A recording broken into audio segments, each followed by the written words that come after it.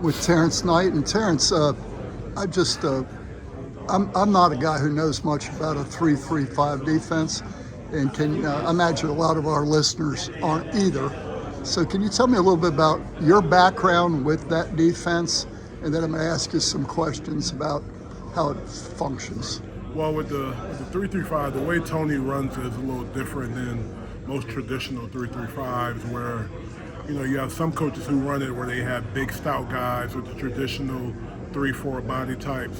But for us, we have more dynamic guys up front that can move, that are strong, that can play multiple positions. So we'll have guys line up everywhere, and it's a new defense to me. When I first met Tony when we were at our previous school, it was something that was, I played in the odd front, I've seen the odd front, but playing with, not smaller body types, but guys that are more athletic and more dynamic was different for me. So, having guys that can do different movements, smart guys up front, because you do have to have a lot of, exotic blitzes, a lot of verbiage because of the body type. So, it's, for us, obviously in recruiting, it helps when we see guys on tape that play a lot of positions up front, line up in different spots, and those are the type of guys that we look for up front.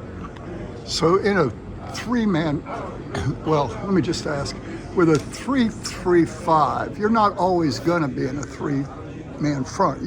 You'll shift into a four-man front at various times. Right. It can turn into a 4-2-5. It can turn into a 5-1.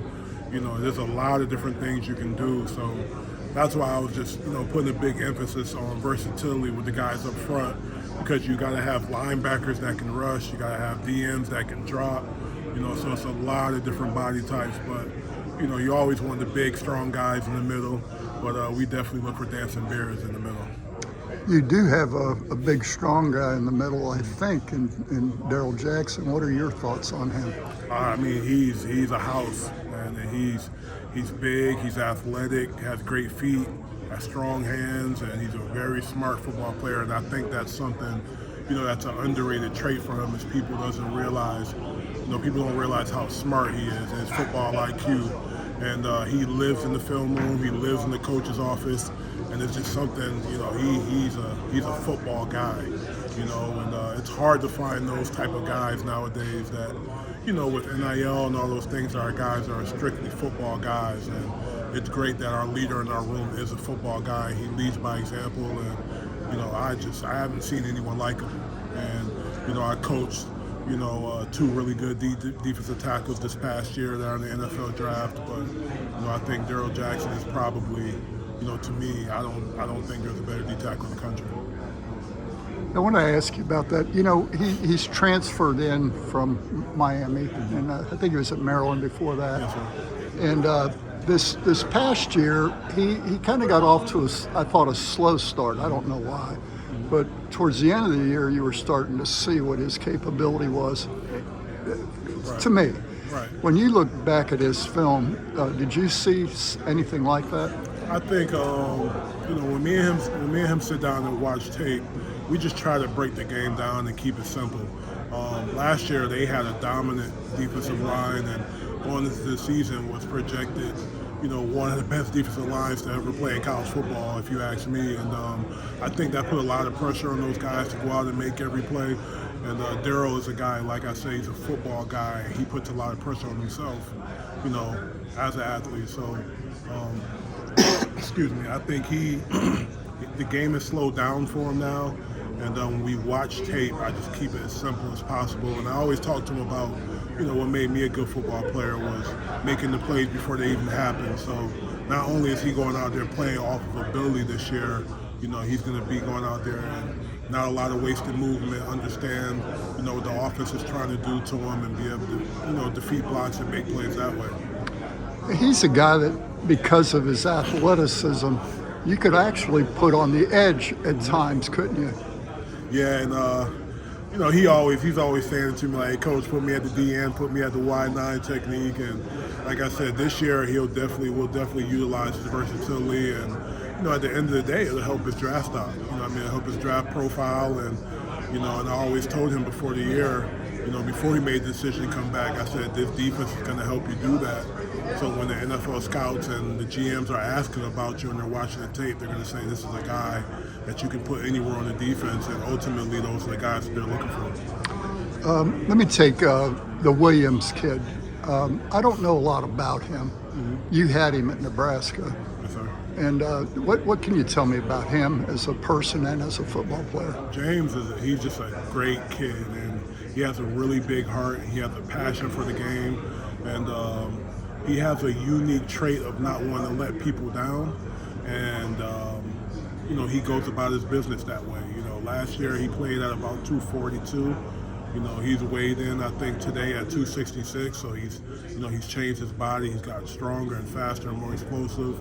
And I think this was the perfect fit for him because him and Coach Norvell really hit it off with the type of leader that he can be, the personality that he has, and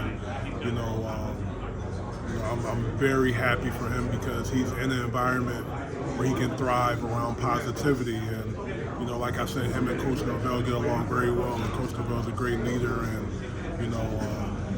James just loved being around him, and he loved being around the guys, and James is always looking for a true brotherhood, and we have that here in the defensive line. Is he an edge player, or can he play at the tackle position as well? James can play anywhere now that he's changed his body. A year ago, I would have said there's no shot I would put him inside and let him rush from anywhere. But now the way he's changed his body, he's gotten stronger with Coach Storm and those guys.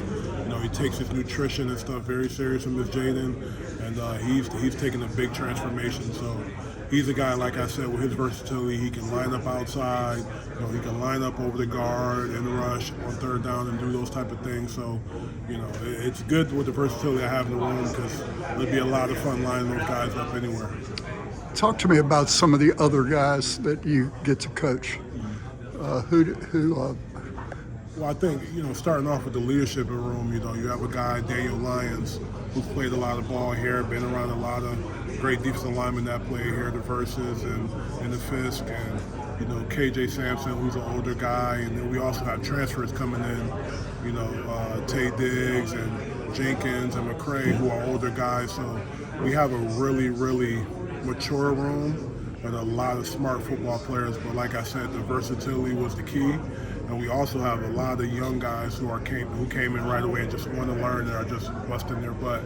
And I don't like to give shout outs to freshmen in interviews, but they're doing a good job and they're working really hard. And that's all we ask them to do. And I always tell guys, you want to play as a freshman, know what you're doing and play really hard, and you'll find a way to get on the field, and those guys are doing that. So we have a lot of leadership in the room, and I'm very happy with the way that guys are maturing right now, and I think we're starting off camp exactly where we need to be.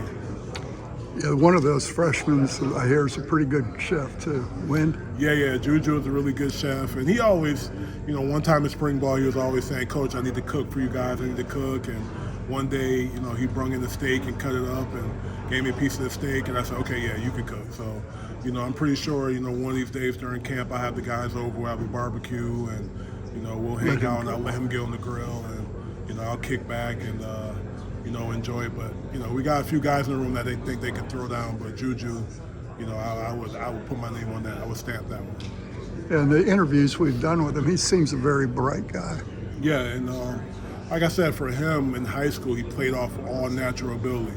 And he was a guy, when he got here, he said, Coach, I'm not really used to taking notes. I'm not really used to breaking down film. And he's done a good job with that. And, Coach Meach has done a good job with him. Coach Odell, he comes in for extra meetings and, learning and those type of things. And on his way back from Georgia, a few days ago, he called me with a bunch of notes that he, took from watching film, watching Alabama and those things. So, he's really bought in, and, that's honestly, that just goes to the leadership in the room about those guys wanting to be ready. So the young guys have did a great job.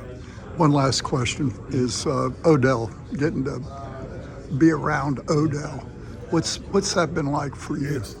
Every day it's a privilege and an honor every day to be around him, and he's such a humble guy, but he has no idea the impact that he has on me as a professional, as a husband, as a future father, and most importantly, coaching these young guys and doing it the right way. And you know, everything I do, I try to be like him and emulate everything he does. And you know, there's no bigger blessing right now than me being able to work with him. And you know, he's a guy that, you know, potentially can have a statue here, and you know, he's that type of guy. He is Florida State, and I'm just honored and privileged that, you know, he stayed around and he continues to help and coach. And you know, with us having about 19, 20 guys in the room, being able to split those guys into two groups in practice and learning from him and learning from me, you know, the guys are getting the best of both worlds.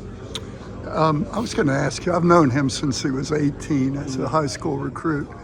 What is it that is his essence that makes him who he is? He has an aura about him, and he's professional, he's a straight shooter, and the guys know that everything he does comes from the heart. You know, he's very passionate about what he does, and you know, the main thing that he always talks to me about is just coaching with love, recruiting with love, and being a family man with love. And you know, I listen to everything he say, and you know, like I said, it's probably the biggest blessing I've had in coaching, to be able to be around him and, you know, be with him every single day, and you know, learning how to be a man and a professional in this business, and you know, on and off the field. Thank you, man. We really appreciate your time. Yeah, thank you. Appreciate you.